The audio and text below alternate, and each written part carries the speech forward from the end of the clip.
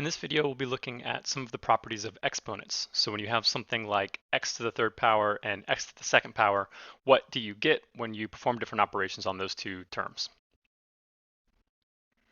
This first property is one that doesn't require much computation, but it's great to recognize whenever you have something being raised to the zero power, that it will equal 1. It doesn't matter how many numbers and variables you have. If the whole thing is inside parentheses raised to the zero power, then all of that just equals 1, which really simplifies a lot of computations.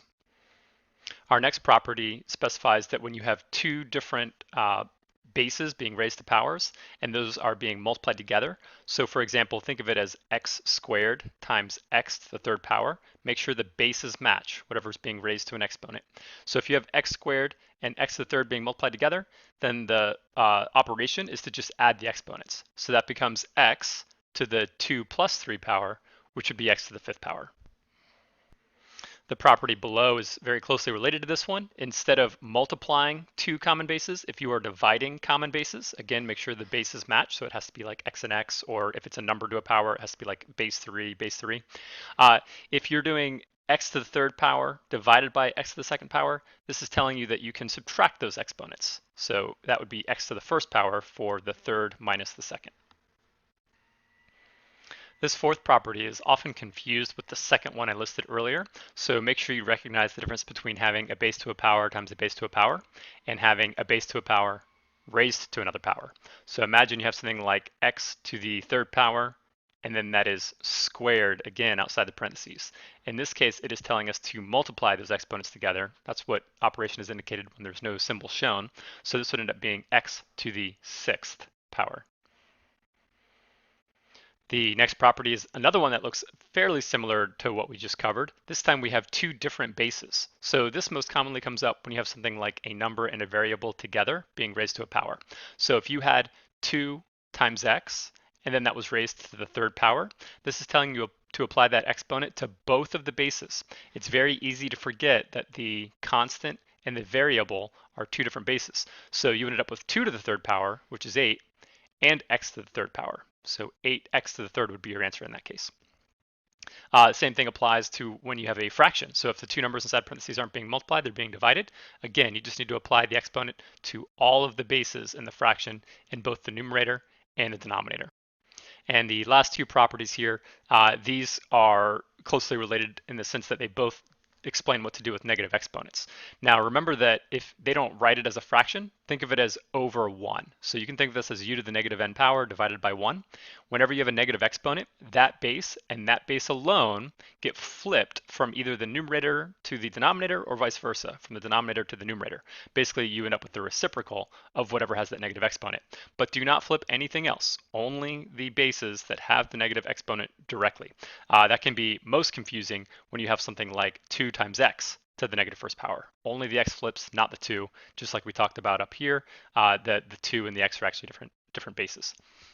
And then this one is saying the same thing backwards. If you already have a fraction and it's in the denominator, whatever base has a negative exponent will flip up to the numerator. Now in this case, there was nothing left in the bottom of the fraction, so you don't have to write the over 1 part, but if there was other terms in the denominator, they would still be in the denominator. Okay, so example 1, we see that we have two different terms with a common base. They are both x to a power, and they are being multiplied together. So you want to make sure that you're able to look at these properties and identify which one matches that.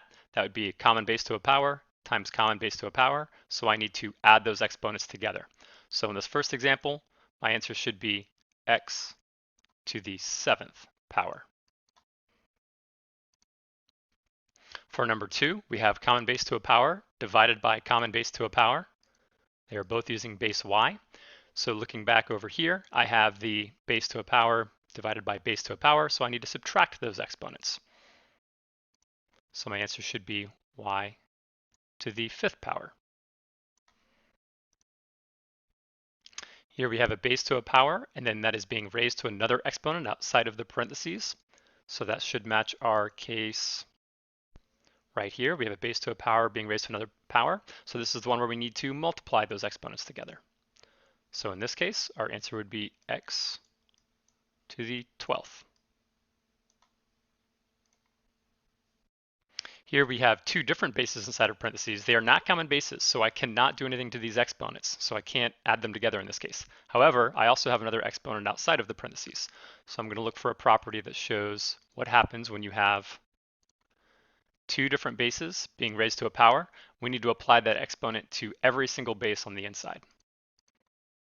So if I apply the fourth power to the x squared part, just like what we did here, this is a case where I have a base to a power raised to a power. So this is going to end up being x to the eighth, but I also have to apply that fourth power to the other base. So I have y to the third power to the fourth power. So I also need to multiply those, which will make this y to the 12th. On this one, we were multiplying two different bases and then raising it all to a power. This time we are dividing two different bases. We have a base of x and a base of 2, and it's all being raised to the third power. So this time we're going to look at the property right here, two different bases being raised to a power. So again, I just need to apply the exponent to every single base inside. So in this case, I'll end up with x to the third power over, now 2 to the third power, we can simplify that. That would be equal to 8.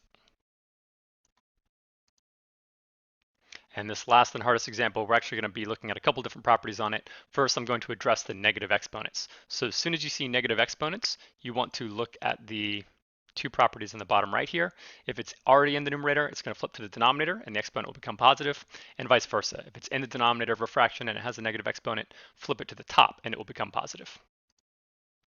The main thing I want to emphasize on this one is remember that the 2 and the x actually count as different bases. It's like I have 2 to the first power. It has its own exponent. So only the base with the negative exponent will flip, and that also applies to the denominator. Only the base, the y, that has a negative exponent will flip. So I'm still going to have the 2 on top, and I'm still going to have the 3 and the x in the bottom no matter what. They are not affected by the negative exponents, but this x to the negative second power will flip down to the denominator, and it will be an x squared. So now I'm multiplying by x squared down here. And on top, the y to the negative first power will move up, and that will become y to the first power. You don't have to write the first power. When it's a positive 1 power, we just don't write an exponent, and that implies first power. Now, I do need to perform an extra property here now, because now I also have common base times common base being multiplied together. So remember, one of the earlier properties we used was whenever that happens, we should be adding the exponents. So my final answer on this one should be 2y on top, and in the bottom, we would end up with 3x to the third power. So just be careful, make sure you're not flipping more than the base itself that has the negative exponent. I think it helps to circle what the base is to make sure that you don't move any of the other terms. And that's it for the lesson.